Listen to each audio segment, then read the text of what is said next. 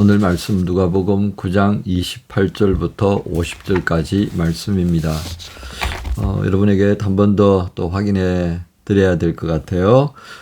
지금 사순절 기간 동안에 나누는 말씀은 누가복음입니다. 또 감사한 것은 이 누가복음을 이번 사순절 기간 동안 각 교회에서 특히 독일에 있는 교회들에게 좀 도움이 될 수 있게 하려고 프랑크푸르트 우리 교회에 있는 김만종 목사님께서 이 사순절 말씀 묵상집을 준비해 주셨어요. 이제 그 교재를 가지고 함께 나눕니다. 다만 자료는 제가 참고를 하고요.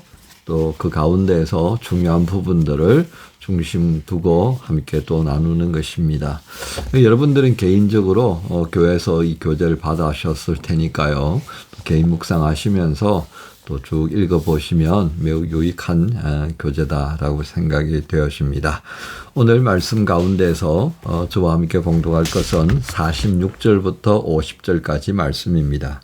함께 하겠습니다. 46절부터 50절까지입니다.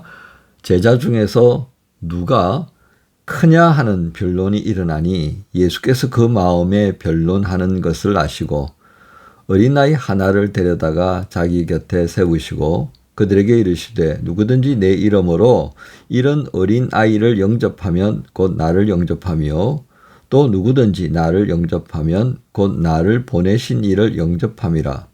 너희 모든 사람 중에 가장 작은 그가 큰 자니라. 요한이 여짜오되 주여 어떤 사람이 주의 이름으로 귀신을 내쫓는 것을 우리가 보고 우리와 함께 따르지 아니함으로 금하였나이다. 예수께서 이르시되 금하지 말라. 너희를 반대하지 않는 자는 너희를 위하는 자니라 하시니라. 아멘. 오늘 말씀 제목은요. 나는 무엇에 관심이 있습니까? 하는 제목입니다. 나는 무엇에 관심이 있습니까? 오늘 함께 나누는 분량은 28절부터인데요. 이제 9장 28절부터 시작되어지는 이 내용 속에 각각 다른 내용의 사건이 연결됩니다. 그러니까 하나하나의 사건이 이렇게 따로 떨어진 것이 아니라 쭉 이어지는 그런 흐름 안에 존재하는 사건들이다라고 하는 뜻이 되겠습니다. 먼저 28절부터 36절의 내용은요. 예수님께서 이제 베드로와 야고보와 요한을 데리고 소위 말하는 변화산에 올라가시게 되어졌죠. 이제 거기서 모세와 엘리야와 만나서 예수님께서 이제 죽으심에 대한 그런 내용으로 대화하는 것을 이제 이들이 보게 되어집니다. 근데 얼마나 놀랐겠습니까? 그들이 말로만 듣던 모세를 보고 엘리야를 보았으니까요. 그리고 주께서 그 가운데 서서 이 대화를 주도하는 모습을 이제 본 것 같아요. 그러니까 얼마나 놀랐겠습니까? 그러니까 이제 뭐 자기가 하고자 했던 소리인지 뭔 소리인지도 알지 못하는 여기 초막셋을 짓고 우리가 같이 살면 안 되겠습니까? 이제 이런 말까지 이제 꺼내게 되었던 내용들입니다. 이제 그러자 하늘에서 목소리가 이제 들리는 거죠. 하나님 목소리가 들리기를 너희는 그의 말을 들으라. 이제 이런 말씀의 내용들이 있었던 변화산의 사건의 대략을 우리가 보게 되고요. 두 번째는 이제 산에서 내려옵니다. 산에서 내려왔는데 변화산 아래에 이 간질 귀신이 있는 한 소년을 데리고 왔던 이 아비의 하소연을 제자들이 해결을 못 해주는 거죠. 그죠? 그래서 이제 그 장면을 보고 예수님께서 참 답답하셔가지고 믿음이 없고 패간 세대여.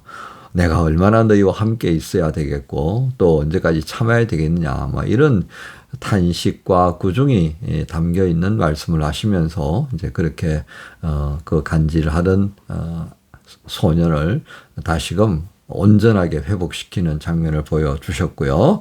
이제 그 다음에 43절 하반절부터 시작해서 50절까지 말씀은 예수님께서 이제 재차 당신께서 죽으실 것에 대한 말씀들을 하지만 이 제자들은 귀담아 듣지를 않는 겁니다. 귀뚱으로도 안 듣는 거예요. 애써서 두려워하는 마음 때문에 차마 묻지를 못했다. 이제 이렇게 누가는 부연 설명하고 있습니다만은 전반적인 측면에서 보면 이 제자들의 마음이 그것에 귀 기울이는 것 같지 않습니다. 그러니까 이제 그 다음 부분에 있어서 누가 큰 자가 되느냐, 누가 더 좋은 자리 차지하느냐, 이제 이런 부분을 가지고 46절에서 갈등하는 것을 보여주시잖아요. 이 귀한 제자들께서 그 장면을 보여주시니까 주님이 참 기가 막히신 겁니다. 그러니까 그 제자들 앞에 한 아이를 세워놓고서 누구든지 이 아이처럼 아이처럼이 아니라 누구든지 이 어린아이 하나를 영접하는 것에 좀 집중해야 된다. 그래서 48절 이렇게 하죠. 누구든지 내 이름으로 이런 어린아이를 영접하면 아이를 영접한다는 게 이게 어른이 어떻습니까? 그 당시에 무슨 어린아이에 대한 존귀함이 어디 있어요. 요즘처럼 우리나라가 이 출생률 떨어진 거 아이 하나하나에 귀하죠. 제가 클 때만 하더라도요. 이 어린아이 별로 그렇게 중요하게 생각하지 않았던 그런 사회 세상이었습니다. 그러니까 이 예수님의 시대 때 이 어린아이 오죽했으면 제자들이 사람들이 자신의 아이를 안고 예수님께서 만져주시고 축복해 주기를 원하시는 그 자리까지 아이들을 데려오니까 막 시끄럽다고 쫓아내고 그랬지 않습니까? 그죠? 그러니까 이게 이 하찮은 존재였다는 겁니다. 그런 작은 자, 하찮게 보여지지만 그 어린아이 하나의 가치를 무엇으로 생각한다고요? 하나님 나라의 가치로 인정하고 그것을 예수의 이름으로 영접한다면 여기 아주 숨겨진 의도가 있습니다. 여러분 여기에 누구든지 내 이름으로 그랬습니다. 그 말은 그게 사회적 편견이라니까요. 그 당시에 어떤 삶의 어떤 인식의 수준을 말하는 겁니다. 그러니까 너희들의 생각으로는 이런 어린아이를 영접한다는 게 이게 적절하지 않겠지, 그지? 시끄러운 존재, 그냥 떨어뜨려 놓고 싶은 존재, 그러지 않냐, 그지? 쓸모도 없는 존재. 그런데 어떻게 영접하라고요? 너희의 어떤 습관, 그것으로 영접하는 것이 아니라 내 이름으로 예수의 이름으로. 한 생명 한 생명을 귀하게 여기시는 그 하나님 나라의 가치를 가지고 새로운 가치죠. 이거는요. 구약적 관점에서 접근하는 그런 가치가 아닙니다. 예수님께서 새롭게 여시는 그런 새로운 나라의 개념이었다. 그렇게 말씀할 수 있겠습니다. 그러니까 예수님께 철저하게 내 이름으로 영접하는 자. 그래서 이렇게 영접하게 되면 나 보내신 이를 영접하는 것이다. 나를 보내신 이를 영접하는 것이다. 그러니까 이 어린아이를 귀하게 여기면 그 하나님을 또한 귀하게 여기는 거고 이 어린아이를 기뻐하면 그 하나님을 기뻐하는 것이고 이제 이렇게 연속을 이어간다라고 말씀하시는 거죠. 그러면서 가장 작은 자가 어떠냐? 이렇게 영접. 어린아이를 하나를 하찮다고 여기는 그것에 마음을 두고 그 돌보려고 하는 열정을 가지고 섬기려고 하는 이런 일련의 여러 가지 모습들을 보여준다면 그게 진짜 큰 자야라고 말씀하신다는 겁니다. 자, 이 49절 50절도 같은 흐름입니다. 실익을 따지는 거죠. 어린아이 하나를 영접하는 것이 실익을 따지면 안 된다라고 하는 것입니다. 자, 전반적인 내용을 우리가 보면 그렇습니다. 변화산에서요, 베드로와 요한과 야고보는 진짜 엄청난 광경을 보았습니다. 그런데 그렇게 큰 엄청난 상황을 겪었지만 그들의 마음은 어디에 있습니까? 하나님께서 구름 속에서 이들 제자들에게 왜 그런 말씀하셨겠습니까? 너희는 그의 말을 들으라. 그들의 원함은 무엇이었습니까? 야, 모세가 있고 엘리야가 있고 거기에 우리 주님이 저들과 함께 이야기하시면서 대화를 주도해 나가다 보니까 여기가 바로 하나님 나라가 임한 거야. 그거 아니겠습니까? 그러니까 그들은 지금 어떤 생각에 사로잡혔던 거예요? 그들의 상상력을 총동원해서 그 상상력을 충족시킬 수 있는 그 모든 조건에 마음이 가 있는 겁니다. 그러니까 아주 경이로운, 아주 신비로운 모습들. 그것을 통해서 야, 우리가 기대했던 게 바로 이 세상이야. 여기서 우리가 한 자리 하면 야, 우리는 인생 성공한 거야. 그 말이죠. 실제로 제자들의 실상은 어떻습니까? 능력이 없잖아요. 아무것도 제대로 할 수 있는 게 없음에도 불구하고 그들의 마음은 뭐예요? 그냥 자리에만 가 있다. 그 말씀이죠. 오죽했으면 예수님께서 어린아이를 하나 내세우면서 내 이름으로 어린아이 하나를 영접하면 나를 보내신 하나님을 영접하는 거다라고 말씀하셨겠습니까? 우리는 제자들의 마음이 완전히 콩밭에 가 있다라고 하는 것을 우리는 여기서 볼 수가 있겠습니다. 그렇다면 오늘 우리가 예배드리고 하나님을 찾으며 기도하고 말씀 읽고 하는 우리의 마음은 어디가 있습니까? 즉 오늘 주제인 것처럼 나는 무엇에 관심이 있는 겁니까? 나는 무엇에 관심이 있는 거예요? 내가 예수를 쫓아가면서 그 예수를 쫓는 이유가 뭐냐 말이죠. 우리가 매일 주일 예배를 준비하고 예배하는 이유가 뭐냔 말이에요. 규칙적으로 성경을 읽고 기도하는 이유가 뭐냔 말이죠. 이거 중요한 부분입니다. 오늘 이 시대에 교회가 존재하는 이유는 분명합니다. 하나님 나라의 복음을 증거하기 위하여서 그곳에 서 있는 거예요.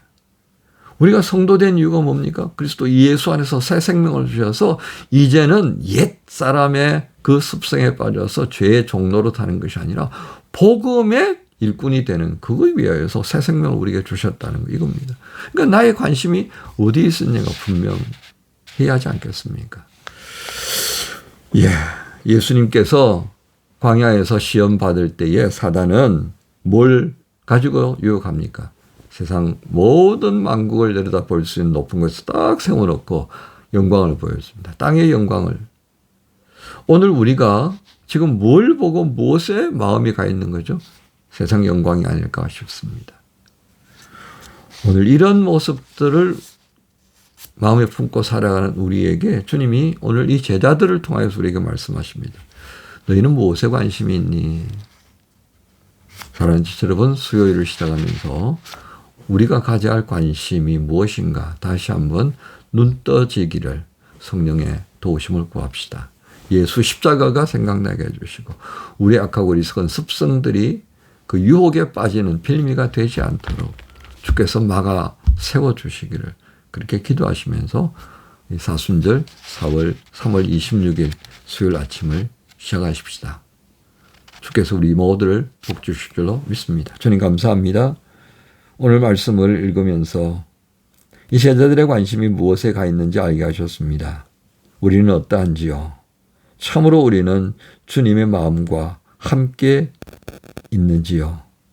주님이 마음에 담으신 것 저희가 담게 해 주옵소서. 주님이 꿈꾸셨던 것 저희도 함께 꿈꾸는 자가 되게 하며 오늘도 주님이 일하시는 그 자리에서 저희도 함께 일하는 자로 살게 주옵소서. 예수님의 이름으로 기도하옵나이다. 아멘. 은혜로 날 보듬으시고 사랑으로 품어주셔도 내 마음 한 자락도 지키지 못하는 이 모습 부끄럽습니다. 따스한 곁을 내어주신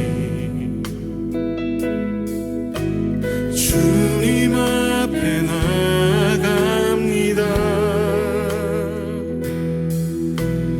표현 못할 긍휼로 나를 붙드시는 주 이름만 바라봅니다.